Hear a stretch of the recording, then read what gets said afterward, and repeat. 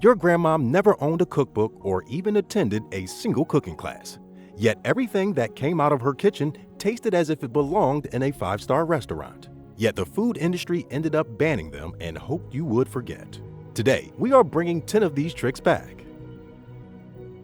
Homemade raw egg mayonnaise.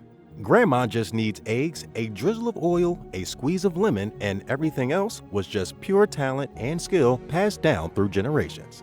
Then, just when this mayonnaise had become a household name, salmonella concerns hit and raw eggs got flagged. But there is a part to this story that always gets buried. The eggs used came straight from a neighbor's backyard flock and not from a processing plant running at industrial scale. Thus, the risk the warnings described was not living in her kitchen. Regardless, what she made was a condiment with actual personality, and every store-bought jar since is deemed to be just a very polished imitation. Next, tenderizing meat was a whole different battle, and Grandmom had an overnight weapon poised to blow your mind. Buttermilk as a meat tenderizer. If there was a tough meat and the wallet was empty, Grandmom had a solution at hand, and that came in the form of a bowl of buttermilk and a good night's sleep.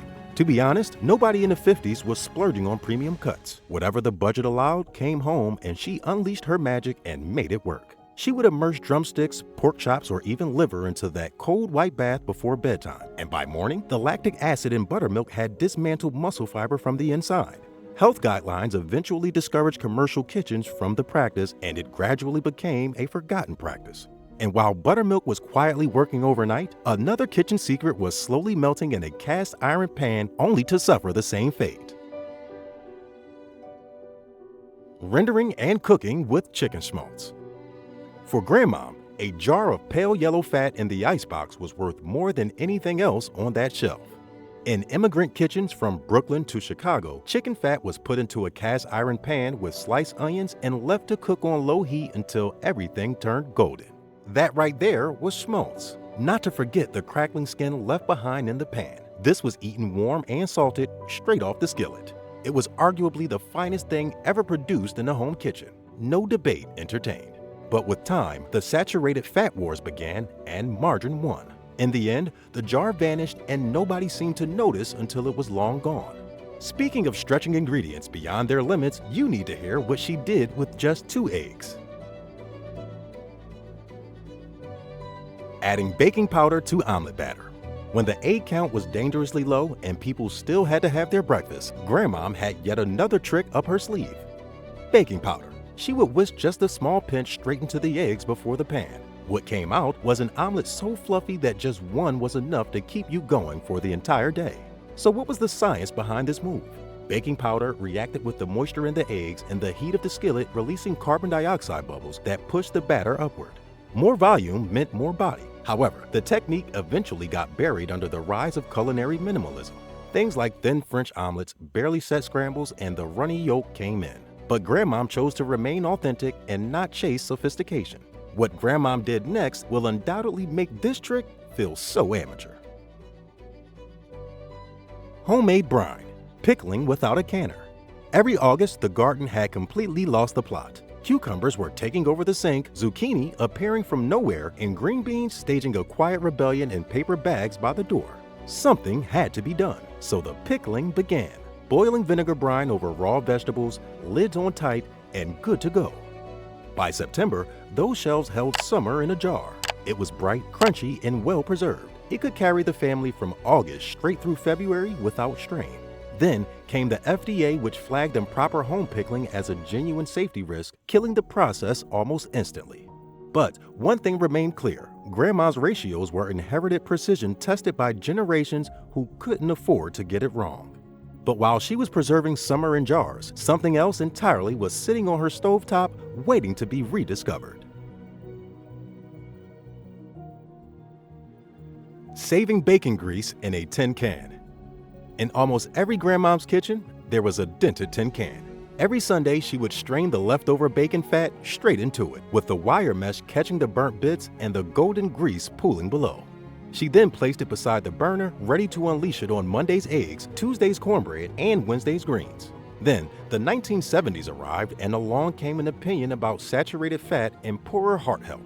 The American Heart Association declared war and the tin can started disappearing as everyone switched to hydrogenated vegetable oils. But there is a plot twist. Those oils turned out to be considerably worse. Safe to say that Grandma's can was right all along.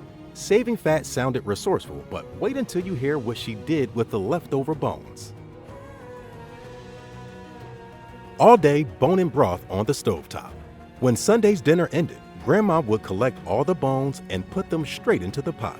Next, she added onion skins, celery tops, a bay leaf, and cold water. She would then set the burner on low and leave it for 10, sometimes 12 hours. What eventually came out was dense, amber, and almost gelatinous. Then came modernity, and health experts started discouraging unattended stovetop cooking for that long.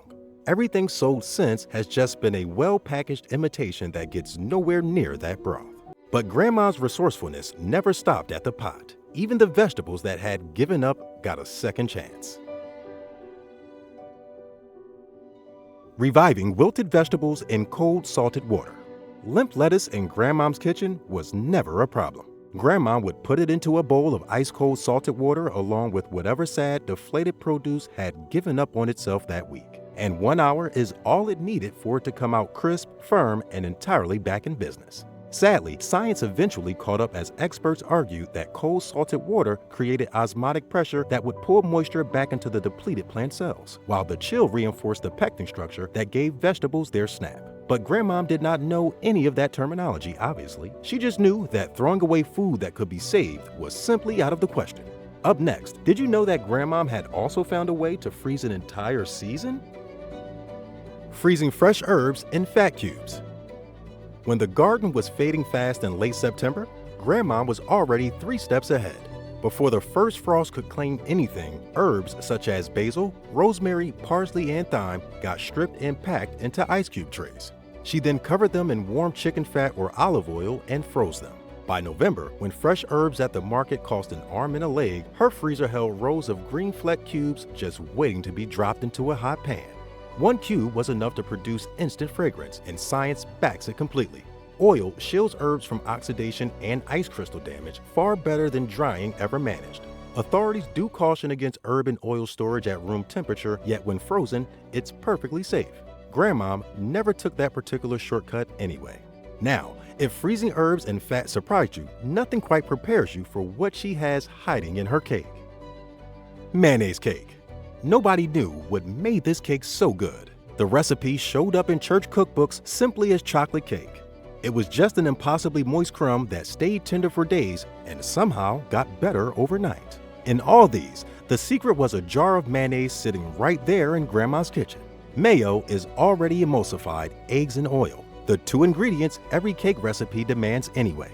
Combined, they coated flour proteins more thoroughly than either did separately, locking moisture in from the first bite to the last. And the interesting thing is that commercial bakeries were quietly running this same trick for decades to extend shelf life. They knew exactly what Grandma knew, but just never put it on the label. Subscribe to the channel for more videos like this one.